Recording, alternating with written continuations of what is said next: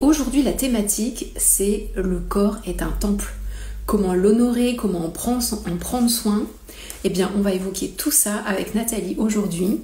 J'espère que cette thématique va bien vous plaire. Évidemment, on peut prendre soin de son corps avec tout un tas d'outils, avec la respiration, avec le mouvement, avec l'alimentation. Mais aussi l'idée, c'est de prendre soin de son mental aussi. Restez surtout bien jusqu'à la fin puisqu'elle va nous partager un exercice. Bonjour Nathalie. Salut! Ce que je te propose avant qu'on rentre dans le détail, c'est peut-être que tu te présentes. Ouais. Après, je vais me présenter et puis on rentre dans le vif du sujet avec tout ce que tu as à nous partager. Est-ce que ça te convient? Ouais, super. Merci Charlie. Alors, c'est difficile de se présenter parce que je trouve que les mots nous limitent toujours un petit peu. Mais je vais essayer de faire ça assez simplement. Disons qu'aujourd'hui, je pourrais dire que je suis un peu multicasquette. Je facilite des espaces qui proposent différents types de médecine pour l'âme. C'est comme ça que je l'appelle. Et ça comprend la médecine autour du corps, donc la pratique du yoga, la pratique de la danse intuitive. Mais c'est aussi des médecines pour prendre soin de son âme, à savoir la pensée positive, la pratique de rituels, une approche un peu chamanique. Je facilite à la fois des ateliers, des cours, mais aussi des retraites. Et donc voilà, c'est un profil un peu atypique, un peu hybride, qui mélange spiritualité, mouvement, conscience, philosophie. Je suis une grande passionnée d'Inde. Et ça, c'est ma vie de maintenant, parce qu'avant, je travaillais dans la communication et le marketing. Donc voilà, Rien à voir. Voilà, rien à voir. Ça va faire 6 ans maintenant que j'ai tout quitté. Et rien à voir, et en même temps, j'ai toujours travaillé dans des environnements où je sentais que j'étais animée à l'intérieur de moi, depuis l'espace du cœur. C'était des environnements qui étaient soit associatifs, soit en lien avec la culture, la musique, la danse. Et là, je fais un métier passion, entre guillemets. J'aime pas appeler ça un métier parce que je trouve que voilà, c'est un art de vivre, en fait. Donc, j'ai fait de ma vie un art de vivre. Et maintenant, j'ai la chance de pouvoir gagner ma vie avec. Donc voilà, c'est que du bonheur. C'est chouette. Merci pour cette présentation. Effectivement, multicasquette, je pense que ça correspond bien à tout ce que tu fais, tout ce que tu partages. Enfin, en tout cas, j'invite les personnes qui nous écoutent et en live et en replay à aller consulter ton compte. Tu proposes énormément de choses, donc merci à toi. Moi, de mon côté, au final, c'est quelque chose de plus classique, on va dire. Moi, je suis naturopathe, spécialiste des troubles digestifs. J'accompagne avec une hygiène de vie et en fin de compte, ça rejoint ce que tu disais, en travaillant sur les piliers de la santé, finalement, à retrouver un confort digestif. Et donc, ce que tu as évoqué, évidemment, ça me parle et ça rejoint ma vision de comment faire pour prendre soin de soi finalement et être en santé. Si on rentre dans le vif du sujet, est-ce que tu peux nous en dire un peu plus de tout finalement ce que tu peux mettre derrière ce titre en fait? Ouais, bien sûr. Alors déjà, moi, c'est une citation, hein, c'est pas moi qui l'ai inventée, hein, bien évidemment. C'est une citation que j'ai découverte quand je suis partie voyager en Inde, parce que dans mon parcours, juste pour faire le point avec ce que je disais avant, donc j'étais dans un métier voilà, que j'aimais beaucoup, et en même temps, je travaillais énormément, j'étais pas loin du burn-out. Et j'ai décidé de tout plaquer parce qu'en fait, je sentais que je marchais à côté de moi-même. Et j'étais plutôt dans les cases, j'avais un bon salaire, une voiture de fonction, tout allait bien sur le papier, mais en fait, à l'intérieur de moi, ça n'allait pas. Et je me sentais malade à l'intérieur, entre guillemets, mon âme était malade. Et j'ai fait une action un peu radicale, et je dis pas que c'est ce qu'il faut faire, mais en tout cas, j'ai décidé de tout plaquer, et j'ai pris mon sac à dos, je suis partie en Inde. Et à l'époque, je faisais déjà du yoga, mais c'était plutôt du yoga comme pratique, si tu veux, loisir. Donc c'était pas quelque chose qui était, c'était pas un art de vivre. Maintenant, j'appelle ça un art de vivre parce que j'ai vraiment cet art de vivre yoga. Et donc je suis partie avec mon sac à dos pendant 6 mois en Inde, et j'avais pour objectif de passer 1 mois dans un ashram pour explorer la pratique du yoga. Donc c'était une formation de yoga. Moi je me disais bon, j'ai pas spécialement envie d'être prof de yoga parce que je sortais de la com et du marketing, c'était pas forcément mon truc. Et puis la vie a fait qu'au fur et à mesure, j'ai pris beaucoup de plaisir à plonger dans les enseignements, et 2 à transmettre. Et puis j'ai eu des opportunités qui se sont mises en place, et à mon retour en France, je me suis dit bon, je vais commencer par donner un cours par-ci, un cours par-là. Puis ça s'est fait au fur et à mesure. Et donc l'expression mon corps est un temple, c'est une expression que j'ai découverte en Inde. C'est une expression que j'ai découverte quand j'ai fait ma formation de yoga. Parce qu'en fait, dans cette culture indienne, il y a vraiment un côté très dévotionnel, avec une place qui est très importante à la religion. La religion, qu'elle soit hindouiste, bouddhiste, musulmane. En Inde, il y a énormément de place qui est donnée à la dévotion. Et dans le yoga, il y a ce côté très dévotionnel. Et on parle dans le yoga d'un des chemins du yoga qui est le Bhakti Yoga, qui est le yoga de la dévotion, où en fait on va chanter des mantras. Et dans cet état où on chante des mantras, on rentre presque en transe. Et dans cet état de transe, on arrive à toucher du doigt l'infiniment grand qu'on appelle le divin, qu'on appelle la conscience universelle, etc. Et cette phrase « My body is a temple », mon corps est un temple, ça vient vraiment de la dévotion qui fait partie de l'identité indienne, de l'identité aussi yogique, qui est « je vais honorer le temple et je vais honorer mes déités ». Donc en Inde, par exemple, si vous avez voyagé en Asie, vous avez des temples qui sont dédiés à tous les dieux possibles et imaginables. Voilà, je crois qu'ils ont une centaine de dieux en Inde, dieux et déesses. Je ne sais pas si tu es déjà allé en Inde. Je suis déjà allée, oui. Ouais. C'est incroyable parce que tu es à un coin de rue et là, tu as des gens qui sont là en train d'amener des fleurs, en train de prier, en train de acheter de l'encens, allumer des bougies, etc. Donc il y a vraiment cette approche de la dévotion. Je suis en dévotion pour une déité. Je vais honorer le dieu Shiva, le dieu Ganesha qui enlève les obstacles, etc. Donc l'approche de My body is a temple, mon corps est un temple, c'est se dire comment est-ce que je peux avoir la même dévotion que j'ai pour une divinité quelle qu'elle soit, que j'ai pour un dieu quel qu'il soit. Est-ce que je peux avoir la même dévotion pour moi-même, pour mon Dieu intérieur en fait? Mon Dieu intérieur, et on dit souvent aussi, on n'a pas besoin de suivre un gourou, notre propre gourou, il est à l'intérieur, notre propre maître, il est à l'intérieur. Donc comment est-ce que je peux trouver cette dévotion pour moi-même et faire de mon corps un temple? Et pour aller un petit peu plus loin, il y a, si je fais de mon corps un temple, ça veut dire que je vais l'honorer, je vais le célébrer, je vais le décorer. Donc par exemple, je vais bien m'habiller, je vais faire en sorte, pour l'honorer, le célébrer, de bien manger. Je vais prendre soin de ma respiration, je vais prendre soin du mouvement pour fluidifier mes articulations, pour travailler sur mes muscles. Donc en fait, dans cette phrase, My body is a temple, tu as toutes les couches de la pratique du yoga, puisque dans la pratique du yoga, tu as 5 grands piliers. C'est mieux. Voilà, les asanas, les postures, donc tout ce qui est lié au mouvement. Tu as la respiration, les pranayamas, tu as l'alimentation. Donc ça va rejoindre ce que tu proposes en naturopathie, et je crois qu'en naturopathie, il y a aussi toute l'approche respiratoire et toute l'approche aussi mouvement. Exactement. Il y a la relaxation, c'est-à-dire que pour être en forme, on a besoin de se reposer, donc c'est le sommeil, mais c'est aussi prendre des temps de pause dans sa journée pour respecter ses cycles biologiques, les cycles circadiens qu'on appelle. Et puis le troisième pilier, c'est la pensée positive et la pratique de la méditation. Donc quand vous regarde ces 5 piliers et qu'on se dit « mon corps est un temple », ben, mon corps est un temple parce que je prends soin de lui en faisant du mouvement, de l'activité physique sportive. Je prends soin de lui parce que je respire bien.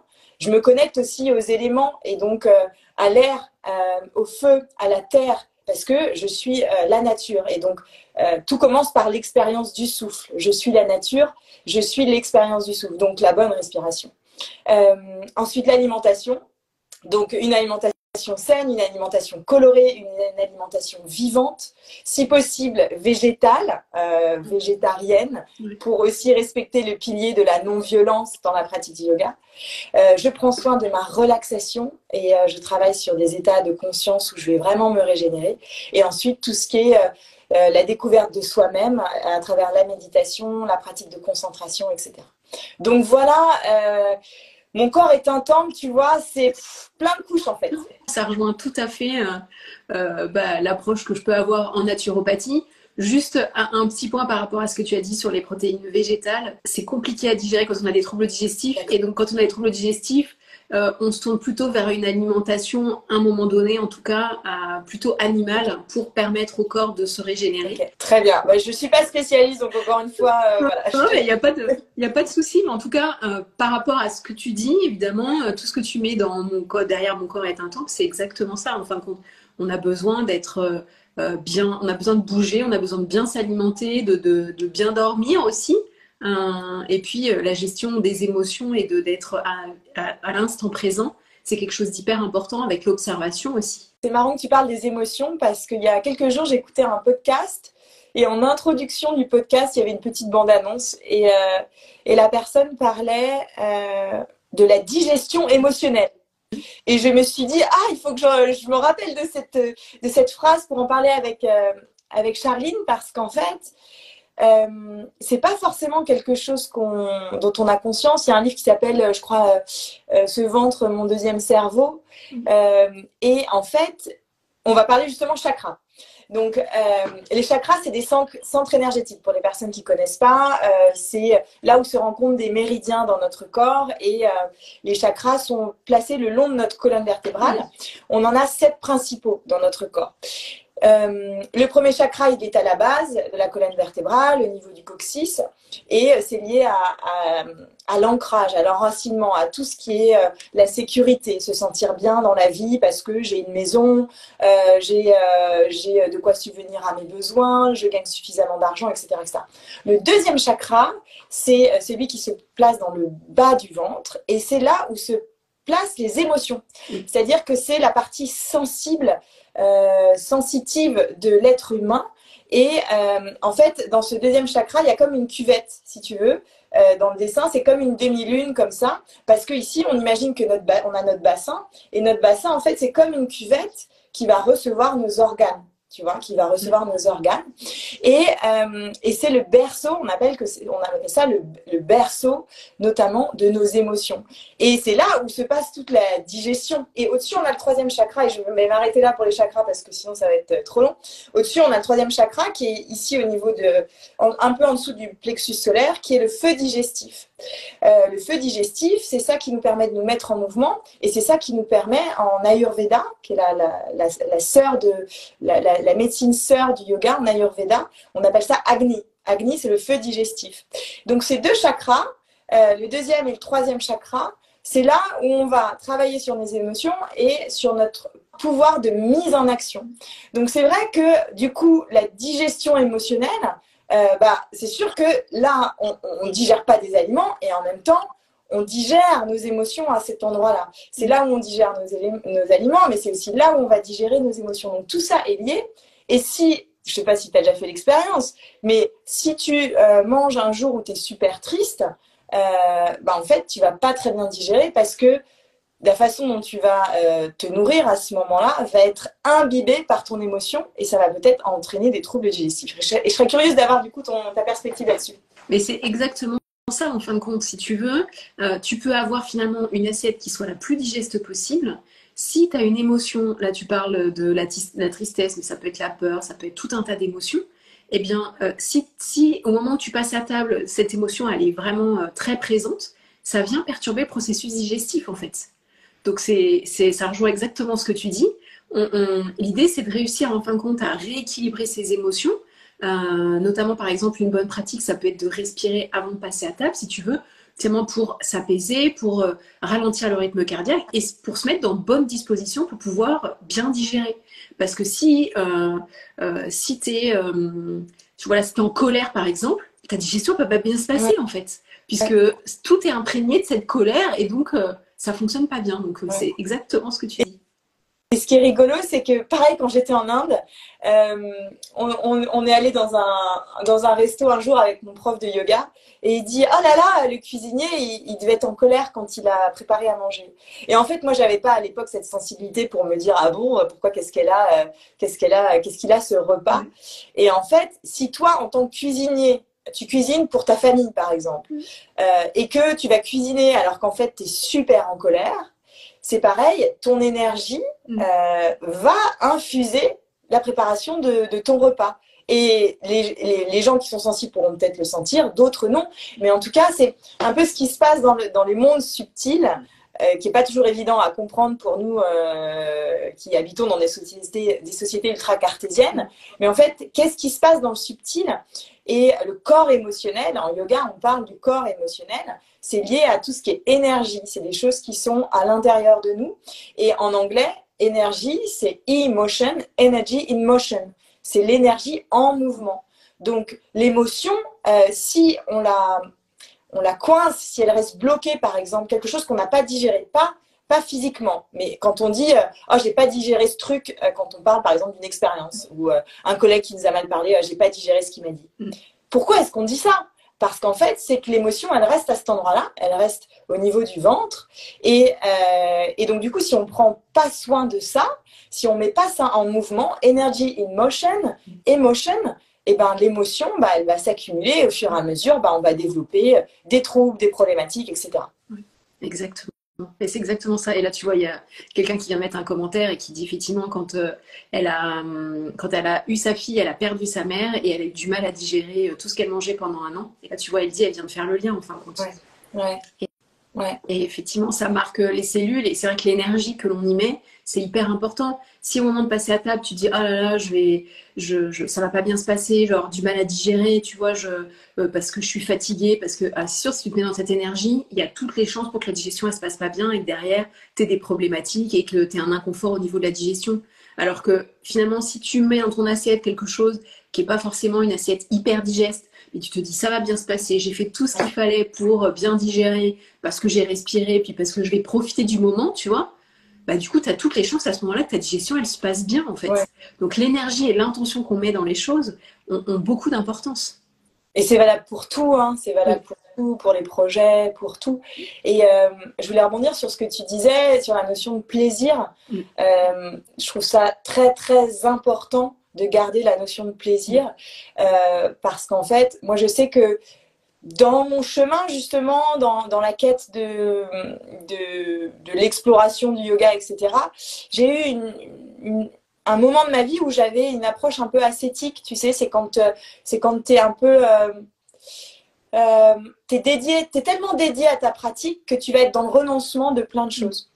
Et je suis pas allée du tout dans les extrêmes, mais je sais qu'il y a des gens qui peuvent aussi aller dans les extrêmes et qui peuvent se dire, par exemple, et je porte aucun jugement, je suis végane et donc mon alimentation va être végane, point à la ligne. Et donc là, tu rentres dans une forme un peu d'extrémisme et d'ascétisme poussé pour des valeurs. Et j'ai rien contre les gens qui sont véganes, pas du tout. C'est pas du tout mon point. C'est juste comment est-ce que dans cette décision-là, je peux amener un petit peu de plaisir et peut-être de temps en temps faire des écarts. Et plutôt que d'être dans les extrêmes, trouver la voie du milieu. C'est le Dalai Lama qui dit ça. Il dit c'est quoi la voie du milieu? Parce que c'est pas noir, c'est pas blanc. Comment est-ce qu'on peut rester dans la partie un peu grise de la vie où on va choisir quelque chose qui est un entre-deux? Et dans l'assiette, c'est pareil. Si je prends pas de plaisir à ce que je mange, si à la fois mon intention, ma posture, au moment où je mange, elle est pas dans le plaisir et que manger c'est une habitude et je me force à manger parce qu'il est 13h et que c'est l'heure de manger ou que le soir en fait j'ai envie d'un truc léger et puis je me retrouve au resto et je vais me retrouver à manger un cassoulet, un truc super lourd et en fait je le mange sans vraiment vouloir le manger, derrière forcément ça passe pas quoi. Donc c'est amener de la conscience aussi dans mon rapport à l'alimentation. Je trouve que c'est hyper important. Exactement, et cette notion de plaisir en fin de compte elle est sur tous les domaines de la vie. Et je pense aussi par exemple à des rituels ou des routines que tu pourrais avoir par exemple dans ta pratique de yoga. Tu peux dire ok, j'en fais tous les jours, je sais pourquoi je le fais parce que c'est bon pour moi. Si un jour tu as moins d'énergie et que tu n'as pas envie, tu vois, c'est ok aussi de pas le faire. Ouais. Parce que si tu te forces à le faire, finalement ça devient complètement contre-productif. Si tu es dans la douleur, tu vois, dans l'effort, dans il faut, du coup il n'y a pas de plaisir et les bénéfices vont pas être là en fin de compte. Ouais, et puis surtout, ça peut développer ce juge intérieur de l'autoculpabilisation, tu vois. Moi, je suis passée par ces étapes-là, tu vois. Après, à partir du moment où j'ai commencé à mettre mon étiquette sur moi-même, je suis prof de yoga, il y avait un truc en mode il faut absolument que tu fasses du yoga tous les jours, il faut absolument que tu sois à fond dans ta pratique, il faut que tu sois un exemple, en fait. Et donc, du coup, encore encore un truc assez extrême en mode il faut que tu montres aux autres que tu es une bonne prof de yoga parce que tu es une bonne yogini, etc. Mais en fait, juste, il y a des matins, je me réveille, j'ai pas du tout envie de faire du yoga et j'ai juste envie de me poser tranquille avec un thé et puis lire un bouquin qui va m'inspirer. Il y a des jours, j'ai envie de faire 2 heures de yoga, c'est génial. Et en fait, m'amener de la douceur, et m'accepter dans mes états. Et il suffit qu'il y ait une nuit où j'ai mal dormi, en fait, il y a un matin, juste, je vais procrastiner, c'est complètement OK. Donc aussi amener de la douceur et cette voie du milieu en se disant bon OK, on reste humain en fait, on reste humain, on n'est pas des machines. Et après, je trouve ça très très bien d'avoir une forme d'ascétisme et d'avoir de la dévotion pour des pratiques, parce que tu vois, quand j'ai passé un mois en ashram, t'as pas le choix, hein. Le matin, ils arrivent, ils sonnent la cloche à 5 heures du mat, t'as pas le choix, tu dois te lever. Dans cette obligation, dans cette contrainte, il y a quelque chose de magnifique qui se passe, parce que du coup, t'es obligé de lâcher le mental. Parce que le mental va avoir tendance à te dire des choses... c'est pas grave, tu feras ça demain Exactement. ou après-demain. Quand tous les matins, ils passent avec la cloche à 5 du mat et que tu dois aller méditer, en fait, tu y vas et il se passe un truc incroyable. Donc, en fait, c'est cool d'avoir des expériences comme ça de temps en temps pour voir ce que ça crée en toi, mais je pense pas qu'on puisse calquer sa vie sur une vie d'ascétisme. En tout cas, moi, c'est pas mon choix. Il y a des gens qui le font et les gens qui le font, ils vivent généralement dans des monastères, dans des ashrams ou dans des endroits, dans des centres qui sont dédiés à ça, en fait. Ouais, tout à fait, parce que ce que tu dis, c'est vrai que le fait d'aller dans un ashram pendant un mois, tu dis bon ça dure un mois, donc finalement quelque part, même si j'ai pas envie, je me contrains à un moment donné, tu vois, parce que ça dure un mois. Ouais. C'est vrai que si c'est pas comme si tu te disais j'y suis pour un an, et là auquel cas tu peux pas déroger. C'est vrai que quand c'est dans ton quotidien, eh bien voilà, comme tu disais, amener de la douceur, surtout beaucoup de bienveillance, c'est quelque chose d'hyper important de mon point de vue, puisqu'on est souvent bienveillant envers les autres, mais on a du mal à être bienveillant avec soi en fait. Ouais. Donc, ouais. Et d'ailleurs, ça fait partie aussi des choses, je pense, sur lesquelles ce serait intéressant de discuter un petit peu. C'est si tu prends la phrase « mon corps est un temple », tu vas avoir tendance à te dire c'est quoi les aspects extérieurs que je vais pouvoir les pratiques extérieures que je vais pouvoir utiliser pour être bien. Donc, je vais bien me nourrir, je vais faire du mouvement, je vais aller me promener en pleine nature, etc. Mais mon corps est un temple, c'est aussi comment tu t'honores et tu te célèbres à l'intérieur. Et ça, c'est vraiment qu'est-ce qui se passe dans ta petite tête. Parce que ça, on parle de la santé physique, mais on parle de plus en plus aussi de la santé mentale, parce qu'on sait aussi que c'est pas parce que tu as l'air en bonne santé physiquement que ça va bien à l'intérieur. Et je dis pas santé mentale dans le côté problème psychiatrique et autres. C'est la santé mentale, c'est qu'est-ce que tu te racontes sur toi-même. Parce qu'en fait, si tu es ton propre dictateur, si tu es ton pire ennemi, et que, tu vois, face au monde, tu fais comme si tout allait bien, ah, c'est génial, je suis prof de yoga, etc. Mais qu'à l'intérieur, je suis ma propre dictatrice et je me dis constamment, ah, t'es une imposture, tu fais pas assez ci, regarde les autres comme ils réussissent, c'est génial, etc. Tu te mets du poison, en fait. Donc, mon corps est un temple, c'est aussi qu'est-ce que je mets ici dans cette boîte crânienne que je fais tourner en boucle parce qu'on a, je crois que c'est, je sais plus, je voudrais pas dire de bêtises, je crois que c'est 60 000 pensées par jour, je sais plus trop. Oui. Mais en tout cas, c'est énorme. Et la qualité de tes pensées fait aussi la qualité de la personne que tu es. Ce que tu as à l'intérieur, tu le rayonnes à l'extérieur. Donc, si tu es constamment en train de te polluer, d'avoir de la pollution mentale, en fait, autour de toi, tu vas rayonner un truc qui sent pas très, très bon, quoi. Exactement. Alors que, et tu as tout à fait raison, c'est vrai que la santé mentale, elle est hyper importante. D'où, voilà, de réussir à gérer le stress, gérer ses émotions, tu vois, d'avoir des outils finalement pour, pour se dire, ben voilà, je prends soin de moi, aussi bien physiquement que mentalement, et c'est tout aussi important, hein, ouais, c'est sûr. Ouais. Surtout que, alors je sais pas si toi c'est des choses que tu vois dans tes consultations en cabinet, j'ai le sentiment que avec toute la période qu'on a vécue et qu'on a tendance un peu à oublier de confinement, j'ai l'impression qu'il y a un grand déni autour de ça, c'est comme si ça n'avait pas eu lieu, alors qu'en fait c'est pas si vieux. j'ai l'impression que ça a créé, en termes de santé mentale, je sais pas comment l'exprimer, mais que ça a créé chez beaucoup de gens, entre l'isolement, le fait de ne pas pouvoir se toucher, le fait de se sentir seul, le fait de se retrouver en télétravail, de ne plus travailler avec ses collègues. Il y a quelque chose qui s'est créé qui a certainement eu un impact sur la santé mentale et je serais curieuse d'avoir aussi ton retour là-dessus. Mais il est d'autant plus important aujourd'hui de amener de la conscience là-dedans et de voir si on est plutôt en bonne santé mentale. Ce que tu dis, c'est juste, hein, le après-confinement, après tout ce on a vécu, j'ai pu le rencontrer avec certaines de mes clientes, tu vois, qui se sont retrouvées isolées pendant X temps chez elles, en plus avec certaines des problématiques digestives relativement importantes, et sortir de ça, c'est compliqué en fait, parce que finalement tu te retrouves chez toi, pour certaines personnes, ça a pu être un cocon, et que de devoir ressortir à l'extérieur, tu vois, ça a pu générer du stress, de l'anxiété, donc ça c'est pour certaines personnes, et pour d'autres, il y a des personnes, on le sait, hein, qui ont très mal vécu ce confinement, de se retrouver isolé, d'être chez soi, de ne pas pouvoir sortir, et puis d'être dans la contrainte. C'est vrai que pour certaines personnes aussi, ça a été compliqué, hein, c'est vrai. Et ça peut avoir des répercussions voilà, sur tout un tas de choses, notamment au niveau de la digestion, mais pas que. Hein. Et puis après aussi dans les relations sociales. Enfin, tu vois, on sait que ça a eu tout un tas d'impacts, ça c'est sûr. Et c'est vrai que prendre soin de sa santé mentale, c'est important. Et finalement, c'est pour tout le monde.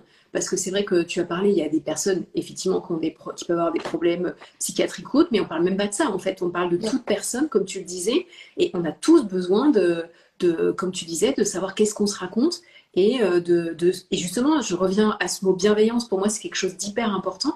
Qu'on soit bienveillant avec soi, c'est hyper important, en fait. Ouais. Tu es capable de prendre soin de toi. Alors, l'idée, c'est d'y aller peut-être un pas après l'autre. Parce que là, tu parles des 5 piliers du temple, là. Mais on peut y aller l'un après l'autre. En fait, on n'est pas obligé de tout mettre en même temps en place parce que ça génère trop de pression, ça va générer du stress et c'est pas ce qu'on cherche. Et on y va étape par étape, on prend son temps. Ça peut aller plus ou moins vite en fonction des personnes, mais en fin de compte, c'est OK en fait. Et du coup, je suis bienveillante avec moi, je prends soin de moi et c'est ça qui compte. Ouais, tout à fait. Et puis encore une fois, tu vois, forcément, les gens qui regardent le live ou qui vont regarder le replay vont avoir une projection sur la personne que je suis et vont se dire ah bah elle doit faire ci, elle doit faire ça, etc.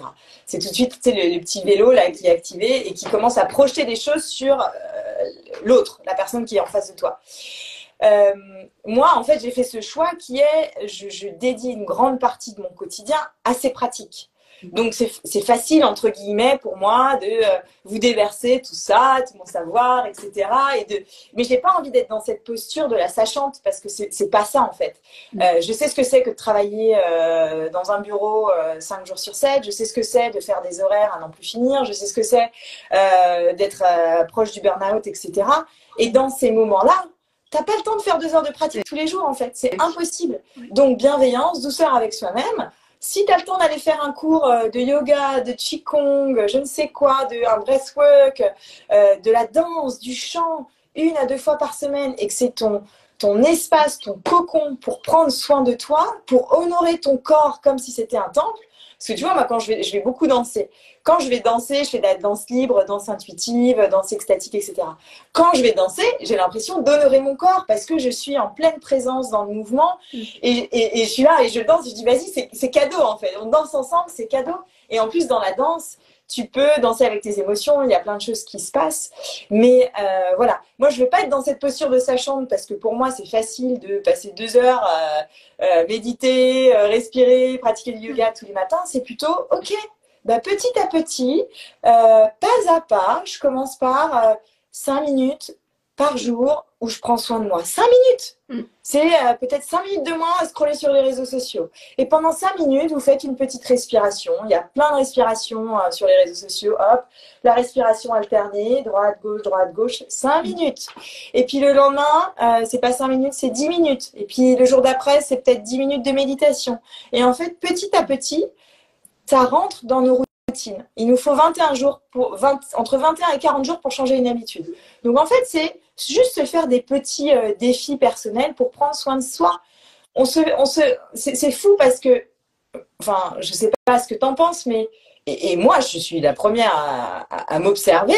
je sens que j'ai une addiction pour les réseaux sociaux, où je vais être en mesure de passer facile une demi-heure sur les réseaux sociaux à scroller sans rien faire, juste avec mon pouce comme ça.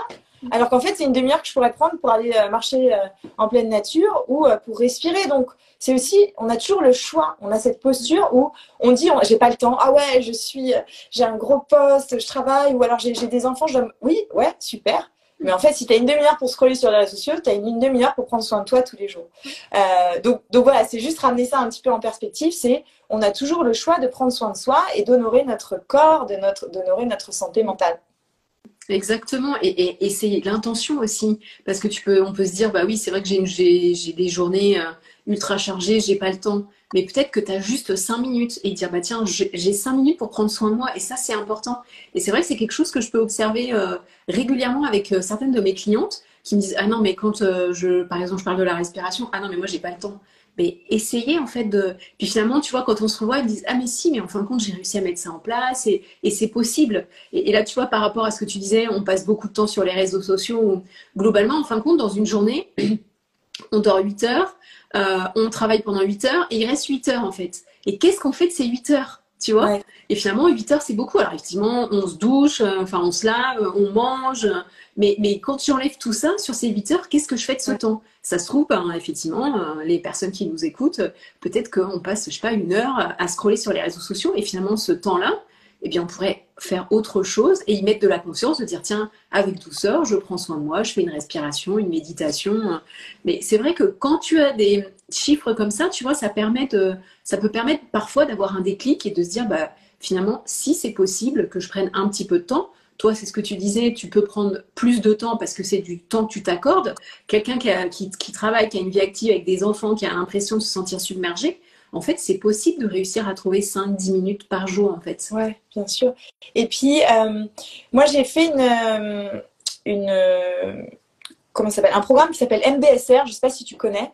C'est un programme de réduction du stress par la pleine conscience. C'est un programme qui dure 8 semaines. Donc, je m'adresse à toutes les personnes qui se sentent très stressées et à toute personne un peu curieuse de découvrir la pleine conscience. C'est un programme qui dure 8 semaines et en fait, par différentes pratiques, différents exercices, différentes habitudes qu'on te demande de changer, tu mets en place la pleine conscience. Et donc, je te parle de ça parce que je voulais rebondir sur ce que tu disais. Des fois, on se dit, on n'a même pas 5 minutes. Et en fait, la pleine conscience, c'est une invitation à revenir à ce que tu es en train de faire quand tu es en train de le faire. Pourquoi? Parce que tu peux, par exemple, être en train de préparer ton déjeuner tout à l'heure, après le live, là. Tu prépares ton déjeuner et en fait, plutôt que d'être présent à la façon dont tu vas couper tes légumes, la façon dont tu vas, je sais pas, préparer ta sauce, je ne sais quoi, tu vas penser à ce qui s'est dit dans le live ou tu vas penser à ta to-do list de l'après-midi. Plutôt que d'être soit dans le futur, soit dans le passé, la pleine conscience, c'est une invitation à revenir au moment présent. Qu'est-ce qui se passe au moment présent? Au moment présent, qu'est-ce qui se passe? En fait, la meilleure chose que tu peux observer, c'est ton corps, ta respiration. Et éventuellement, quand tu as fait un travail d'observation de qui tu es, tu peux observer ton mental, ta pensée. Mais ça met du temps, en fait. Mais tu peux utiliser chaque moment, même quand tu penses ne pas avoir le temps, par exemple, tous les matins, tu te douches, et ben, plutôt que de faire ta douche en écoutant les news, souvent un petit peu anxiogènes, et à penser à ta to-do list de la journée, ben, en fait, tu vas prendre ta douche en pleine conscience. C'est-à-dire qu'en fait, tu vas te déshabiller et sentir la sensation sur ta peau de l'air frais quand tu te retrouves nu dans ta salle de bain. Ensuite, le geste de passer le pas pour monter dans ton bac de douche ou dans ta baignoire. Allumer l'eau qui coule et qui ruisselle sur toi, la sensation de l'eau sur toi, la chaleur, la fraîcheur, la sensation de l'eau sur tes cheveux, le savon que tu vas passer sur ta peau, etc. Là, c'est un rituel que tu peux faire, c'est-à-dire ta douche, tu fais autant de temps que d'habitude. Hein. Tu passes pas une demi-heure sous ta douche, genre, oh, le savon, il sent trop bon, j'adore. Et tout. Non, c'est ma douche, plutôt que de la faire en pensant à ma réunion avec mon boss et à tout ce que je vais dire aujourd'hui ou tout ce que je dois faire, etc. Je suis pleinement présente à ce qui se passe. Je suis immergée dans l'expérience du moment présent. Ça, tu peux le faire sous la douche, tu peux le faire quand tu sors de chez toi et que tu marches entre chez toi et le métro ou le bus. Tu peux le faire quand tu prépares à manger. Tu peux le faire quand tu bois ton café du matin. Donc, la pleine présence, la pleine conscience, on a démontré que l'immersion dans le moment présent, ça avait un impact sur son anxiété et la réduction du stress. Donc en fait, prendre soin de soi, c'est peut-être se dire, je fais juste 5 minutes de pleine conscience au quotidien. Exactement. Et là, en fin de compte, on rajoute rien, non. Tu vois. Et ça, c'est génial. Merci de partager ça, c'est vrai. Ouais. Donc si vous êtes curieux, je vous invite à regarder MBSR France. Vous allez voir une liste de plein de praticiens. C'est une pratique qui nous vient des États-Unis, qui a été initiée par un docteur en psychiatrie qui s'appelle Jon Kabat-Zinn. Et en fait, lui, il était passionné d'Orient, il a passé beaucoup de temps en Asie et il pratiquait beaucoup la méditation, notamment le yoga. Et il s'est dit, comment est-ce que je peux faire un pont entre cet art de vivre qui me fait énormément de bien et le milieu dans lequel je travaille, le milieu hospitalier psychiatrique. Et il s'est dit, je vais faire des essais et je vais mettre en place des petites pratiques de pleine présence, de méditation consciente, sans forcément l'appeler méditation, mais l'appeler mindfulness, on est présent à ce qu'on est en train de faire, dans le milieu psychiatrique. Et en fait, il s'est rendu compte qu'il y avait des bienfaits assez incroyables et donc il a développé ce programme sur 8 semaines. Et donc, c'est un pont entre l'Orient et l'Occident, c'est complètement laïque et ça a des effets ultra bénéfiques sur notre santé, à la fois mentale, émotionnelle, psychique et aussi corporelle. Parce que, voilà, amener de la conscience, c'est amener de la conscience dans toutes les couches de notre être.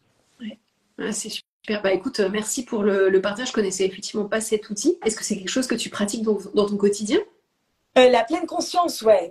C'est-à-dire que c'est devenu, j'ai fait ce programme, je sais pas, il y a 3-4 ans. C'était au tout début où j'étais sur le chemin du yoga, et c'était un peu un complément. Et au début, j'étais là, non mais ça va, je vais pas être constamment, tu vois, quand je me brosse les dents, constamment en train tu vois, d'être présente à ce qui se passe.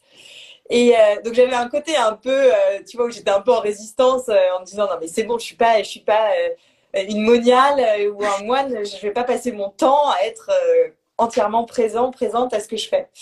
Et puis en fait, petit à petit, c'est comme tout, hein, tu sais, quand tu veux courir un marathon, bah il faut t'entraîner un petit peu tous les jours. Oui. Et petit à petit, j'ai mis ça en place. Et maintenant, ce qui est génial, c'est que je suis en mesure d'être vraiment présente même dans mon mental. C'est-à-dire que quand j'ai une pensée d'autodestruction, quand je deviens mon propre bourreau intérieur, hop, j'ai la petite alarme où je me dis, ah, conscience, qu'est-ce que tu fais? C'est quoi ces schémas négatifs dans lesquels tu es, etc. Quand j'ai des émotions aussi qui me traversent, plutôt que de plonger dans l'émotion en étant en mode déprime, au fond de mon lit, je suis triste, j'en peux plus, etc. J'ai, ok, salut émotion, t'es là, et bienvenue, je t'ouvre les bras, tristesse. Est-ce qu'on peut danser ensemble? Est-ce qu'on peut discuter ensemble? Je t'accueille. Je te mets pas sous le tapis. Je vais pas être dans le déni, mais je t'accueille et j'amène de la conscience à tout ce que je vis en fait. Et même dans les relations humaines, maintenant, je peux être en mesure, quand je suis en relation avec l'autre, d'observer mon mental en me disant oh là, j'ai pensé à un truc, c'est lié à ma blessure de rejet, de je sais pas quoi, etc. Donc bon, je dis pas que c'est pas un objectif, mais moi j'en ai fait un peu une quête dans ma quête de connaissance de soi, d'amener de la conscience dans tout ce que je fais. Et j'y arrive de plus en plus. Il y a encore du boulot, hein, c'est jamais terminé, mais j'y arrive de plus en plus. C'est les actes de la vie en pleine conscience, ni plus ni moins. C'est être complètement présent à chaque fois que tu fais quelque chose. Par exemple, là, hop, je lève mon bras, j'ai conscience de mon bras qui se lève, du mouvement, du déroulé de mes doigts. Et moi, j'anime des stages pour les seniors depuis quelques années déjà. Et en fait, c'est rigolo parce que sur le papier, tu pourrais te dire Ils sont à l'âge de la retraite, ils ont certainement plein d'outils, plein de clés, ils ont la sagesse, etc. Qu'est-ce que moi je vais venir leur apprendre quelque chose, quoi. Et en fait, moi j'arrive avec ma casquette en me disant bon bah voilà, j'ai des petites pratiques à vous partager, j'ai une boîte à outils, etc. Et on fait un atelier sur la pleine conscience. Alors c'est la blague, hein, parce que tu commences le séjour, c'est un séjour qui dure 4-5 jours. Tu commences le séjour et les seniors ils sont là, mais c'est quoi la pleine conscience? Personne n'a entendu parler de ça. C'est pas une génération qui avait forcément accès à ça. Et du coup, je donne des exemples. Je donne l'exemple de la douche. Je donne l'exemple de boire son thé ou son café le matin en pleine conscience. On fait des exercices de connexion et d'écoute à l'autre en conscience, parce que c'est pareil. Écouter en conscience. Plutôt que de réfléchir à la réponse que tu vas donner à la personne, c'est OK, je suis là, je suis en face de toi, je t'écoute en conscience. Et en fait, au début du séjour, c'est la blague. Et à la fin du séjour, tout le monde est là en train de dire ah, t'as bu ton café en pleine conscience ce matin t'as respiré en pleine conscience. Parce qu'en fait, ils se rendent compte que ouais, c'est un truc qu'on n'a pas l'habitude de faire et qu'on peut faire au quotidien, comme, tu vois, une routine, autant que tu vas passer sous la douche ou te laver les dents, bah en fait, 5 minutes de pleine conscience tous les jours, pleine présence. On va se faire une petite pratique, 5 minutes un peu de pleine présence et de reliance au souffle. Génial. Ça vous va? Ok. Merci. Bon, bah, super. Donc, je vais vous inviter à vous installer dans une posture confortable, de préférence une posture assise, soit en tailleur, soit sur une chaise, les pieds bien à plat au sol si vous êtes sur une chaise. Et si ce n'était pas déjà fait, à simplement fermer les yeux pour amener votre regard, tourner votre regard vers l'intérieur. Et commencer à observer ce qui se passe à l'intérieur de vous. Amenez de la conscience dans votre posture, comment est placé votre corps. Vous allez pouvoir commencer par les sensations de contact, notamment au niveau de l'assise, la sensation de vos fesses sur votre chaise, sur votre coussin, le contact de vos pieds au sol, si vous êtes assis sur une chaise, le croisement de vos jambes si vous êtes en tailleur. Comment est-ce que ça se passe dans la partie basse de votre corps? Quelles sont les sensations qui sont présentes? Et est-ce qu'il y a des sensations particulières dans vos jambes, dans votre bassin? Peut-être des points de tension, des douleurs.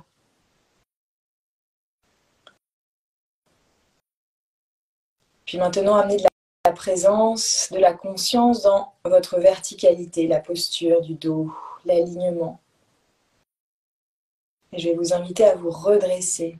Imaginez que vous avez un fil d'or au sommet du crâne qui viendrait vous rattacher jusqu'au ciel, s'accrocher jusqu'au ciel pour vous grandir, vous allonger jusqu'au ciel. Et votre dos va lentement se déposer, se relâcher. Et la même chose, amener de la conscience dans ce qui se passe au niveau du dos. La présence à ce qui est.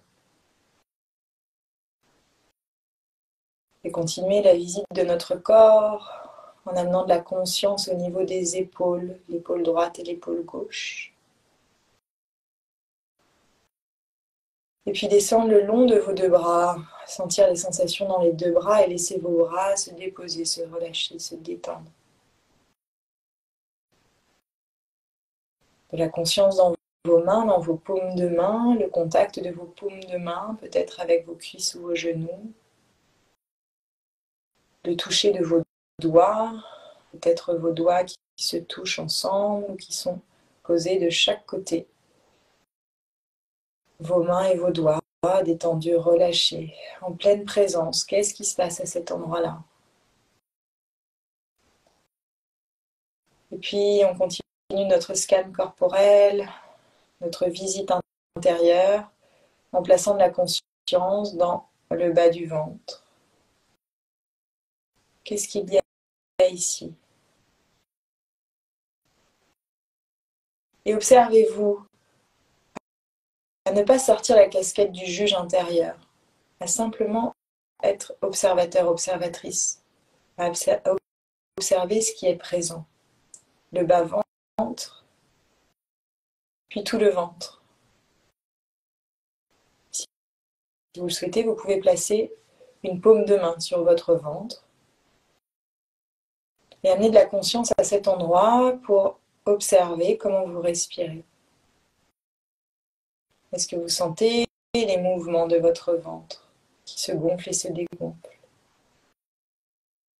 Et laissez le souffle se ralentir, vous apaiser. Et peut-être qu'aujourd'hui, c'est compliqué pour vous de sentir votre respiration ventrale. C'est complètement OK. Restez simplement là, présent, présente dans le ventre.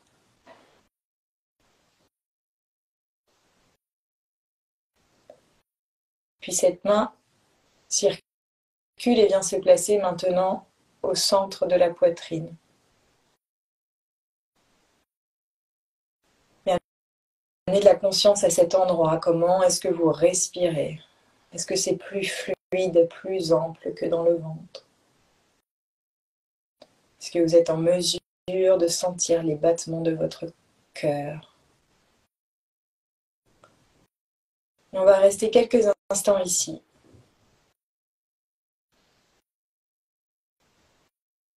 Simplement à observer le souffle, à observer le mouvement de nos poumons qui se gonflent et se dégonflent. Avec l'image d'une vague qui va et qui vient constamment. Le souffle qui est le moteur de notre énergie vitale. La respiration qui fait que nous pouvons rester en vie chaque jour. Nous avons tendance à l'oublier, ce souffle. Et peut-être que 5 minutes pour vous, c'est simplement vous autoriser à rester 5 minutes avec votre souffle, simplement là. À observer vos poumons qui se gonflent et se dégonflent. Et à laisser votre corps s'apaiser, se tranquilliser.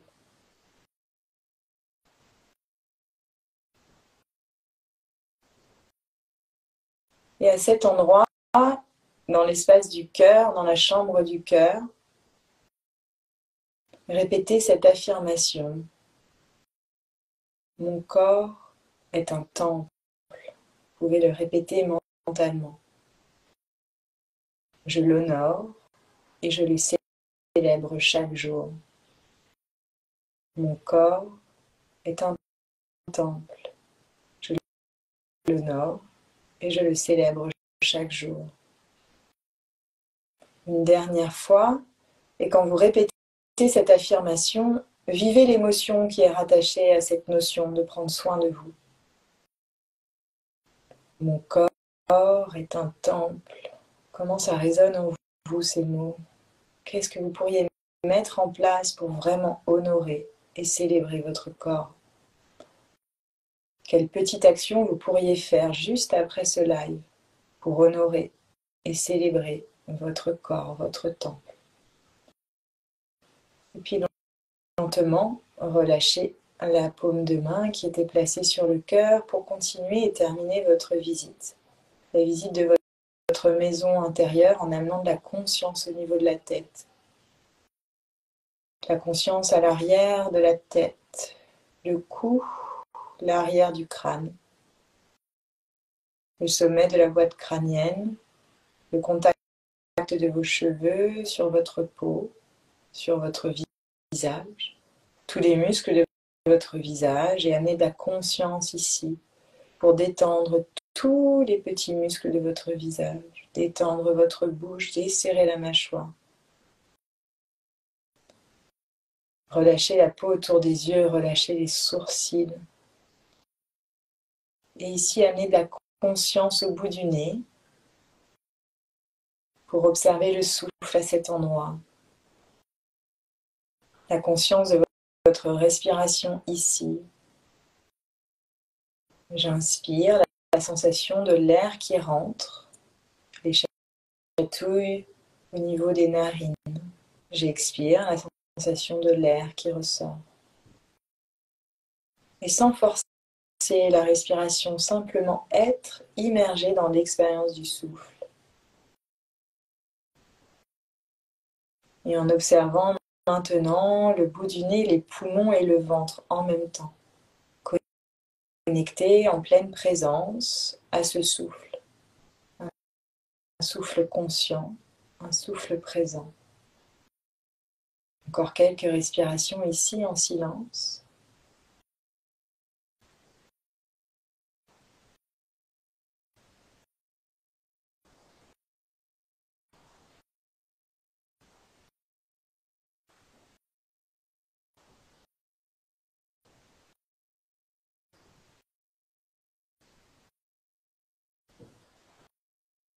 Et quand vous sentirez que ce sera le bon moment pour vous, vous pourrez prendre une grande inspire par le nez. Et par la bouche, une longue expiration avec un soupir si vous le souhaitez pour relâcher complètement.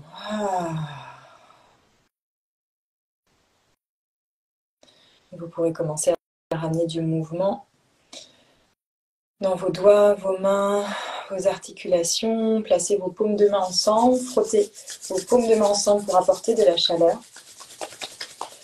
Et venez placer vos mains en coupelle sur les yeux. Sentir la chaleur au niveau des yeux, au creux des mains. Puis inspire par le nez et à l'expire par la bouche, les yeux qui s'ouvrent dans les paumes de main. Et les mains qui se relâchent. Restez. Prenez le temps de revenir tranquillement,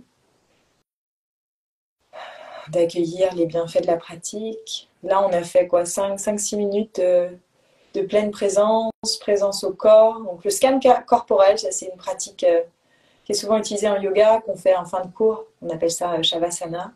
Donc juste visiter son corps, comme si c'était une maison. On va de pièce en pièce. Et puis la conscience du souffle, en s'aidant des mains et en amenant juste de la concentration. Par exemple, se concentrer pendant 2-3 minutes au bout du nez, se concentrer sur les poumons. Et ça, c'est de la pleine présence au souffle, c'est incroyable. Et ça, vous faites ça 5 minutes tous les jours. Même si, par exemple, vous êtes stressé avant une réunion ou si vous prenez les transports en commun et qu'il y a beaucoup de monde, fermez les yeux, présence au souffle. Restez au bout du nez, vous observez le souffle et vous allez voir votre système nerveux, tout de suite, il va se calmer et se réguler. Voilà. Merci beaucoup pour cette pratique, c'était très chouette. Moi, ça m'a beaucoup plu. Avec plaisir. En tout cas, merci pour ce beau cadeau que tu nous as fait. Ça fait du bien. C'est un plaisir et moi, c'est marrant, ça m'a permis aussi de me questionner un petit peu sur la santé digestive que je connais pas bien parce que j'ai la chance d'avoir un bon feu digestif, donc, parce que j'ai une énergie, je suis Pitta en Ayurveda. Tu connais un peu l'Ayurveda? Un tout petit peu. Ouais. Bah, c'est l'équivalent de la naturopathie, mais en Inde. Ouais, exactement. Et donc moi, j'ai un feu digestif qui est plutôt très actif, donc j'ai pas trop de problèmes de digestion, j'ai cette chance. Mais voilà, je sais que la pratique du yoga dans son art de vivre, parce qu'en fait le yoga c'est pas juste des postures, hein. Il y a beaucoup de gens qui se disent le yoga c'est aller sur un tapis faire des postures. Oui, tu peux faire ça, mais c'est pas que ça. La pratique du yoga au sens large, c'est un outil qui est très très puissant pour la santé holistique. Merci pour ce partage. C'était un plaisir d'échanger. Merci Charline pour ton invitation. Merci à toi Nathalie, j'ai passé un très bon moment, c'est très chouette. Merci pour tout ce que tu nous as partagé et je pense que ça va rester. Le corps est un temple, ça me plaît beaucoup parce que finalement on met plein de choses derrière ce temple et en fin de compte, moi vraiment ça me parle. Je me dis que voilà, la naturopathie vraiment ça s'inscrit dans cette phrase et je pense que c'est quelque chose que je reprendrai. Merci à toi en tout cas pour ton énergie, pour tout ce que tu nous as partagé. Prends bien soin de toi et puis à bientôt. Ouais, toi aussi. Merci Charline et prenez tous bien grand soin de vous.